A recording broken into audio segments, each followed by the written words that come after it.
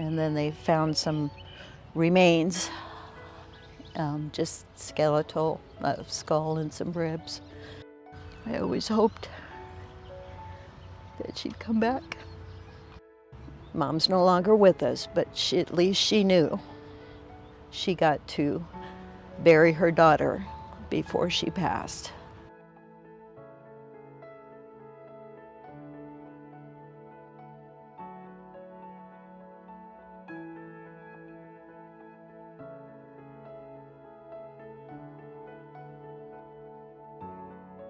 I'm Delessa Steele, sister of Cynthia Hernandez. We always called her Cindy. So that she disappeared in August of 1976, shortly after she turned 18 years old. On August 26, 1976, Cynthia Hernandez went to the Fox movie theater in Covina, never to be seen or heard from again. The following day, when she didn't return home, her mom called the Glendora Police Department and filed a missing persons report. Cynthia's car was mysteriously found on the lower parking level, backed into a parking spot. This was out of character for Cynthia, as she would never back into a parking spot. Adding to the mystery, no one from the movie theater remembers seeing Cynthia attending the movie the night before. I didn't know anything happened until the next day, because I had gotten home late that night, and Mom was pretty panicked. And eventually that just went cold, and we couldn't find out anything. And eventually Mom, I guess for her own peace of mind, had to assume that she was gone, that she had died. I refused to believe that. Right up to the day they found her. With no leads, additional evidence, or witnesses, the case went cold. A couple times throughout the years, they would reopen it and take a look at the stuff again, but there wasn't really enough there to do anything with.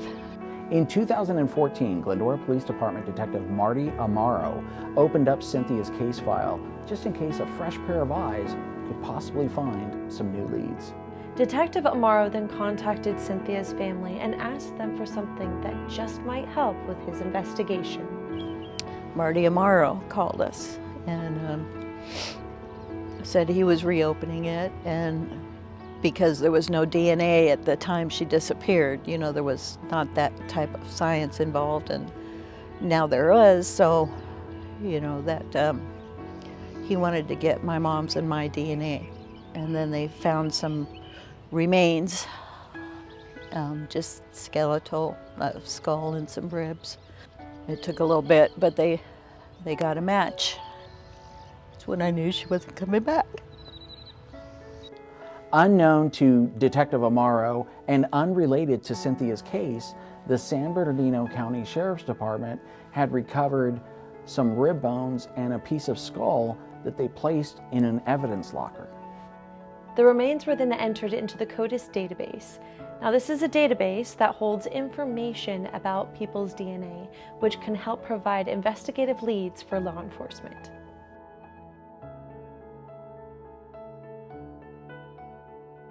So the big question was, how and why did Cynthia's remains end up in the possession of the San Bernardino County Sheriff's Department? As it turns out, in November of 1977, 2 girls were kidnapped and taken to a cabin in Twin Peaks, which is an area in the San Bernardino Mountains. These girls were brutally raped and tortured for over about a day and a half by 3 male suspects. During this time, one of the male suspects presented rib bones, threatening that he has killed before and will do it again if necessary. Fortunately, 2 of the male suspects were able to convince the 3rd suspect not to kill the 2 girls. So these 2 suspects drove the girls down the mountain and brought them back to the city of San Dimas, which is right next door to both Covina and Glendora. And they asked the girls, please, don't report this to law enforcement. So once the girls were out of the car and the suspects had driven away, the girls in fact did contact the Los Angeles County Sheriff's Department, who provides law enforcement services for the city of San Dimas. While the LA County Sheriffs were investigating the case of the two girls, the San Bernardino County Sheriffs went up to the cabin to see if there was any evidence remaining. While the San Bernardino County deputies were at the cabin, they were able to locate the rib bones and the skull.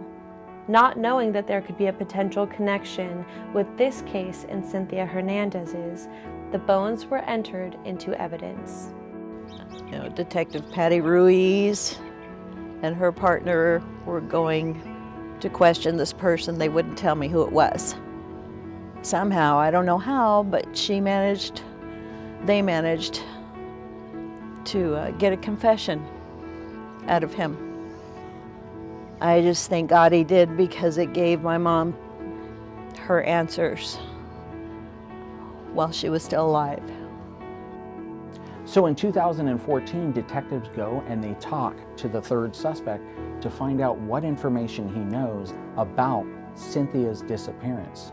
Ironically, his family owns the cabin where the rapes had occurred. It was during this portion of their investigation when the suspect, Larry Allred, confessed to killing Cynthia Hernandez.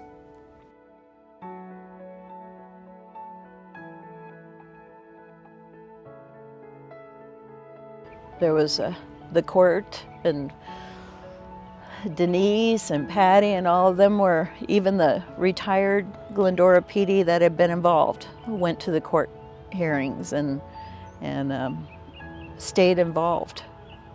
If it weren't for them, I don't know if we'd ever know to this day what happened to her.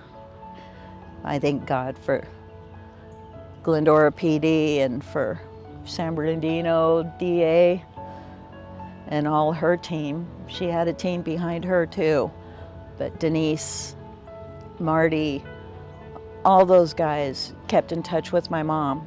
They would call her at home, you know, and even when my mom got sick, they went and visited her.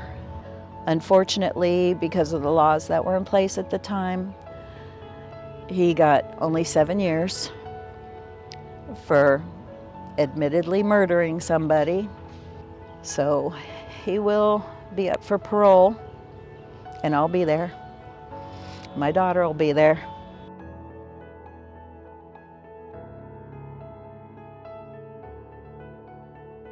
I was 15, she was 18.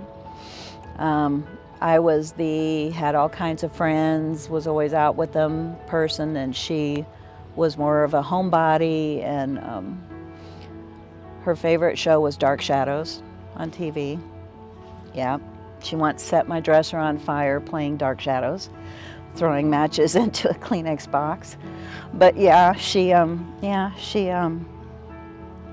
was quiet, more reserved. She liked to stand back and observe more than be involved.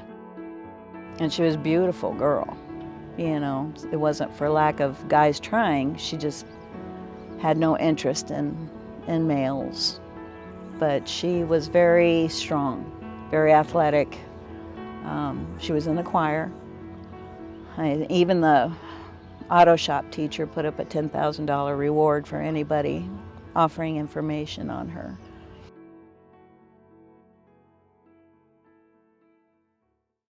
Have faith in the people that are working your case.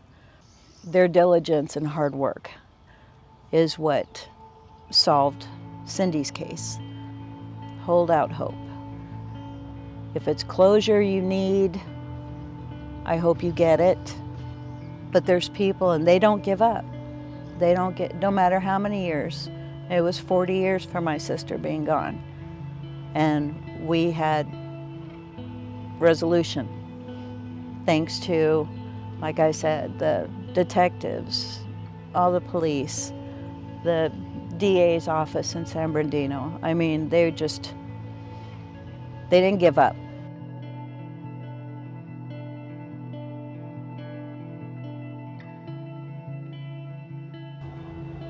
It wasn't just a job to them. They were relentless. Mom's no longer with us, but at least she knew. she got to bury her daughter before she passed. Our office's role is not over once a defendant is sentenced. We remain involved if any new information or appeals are presented.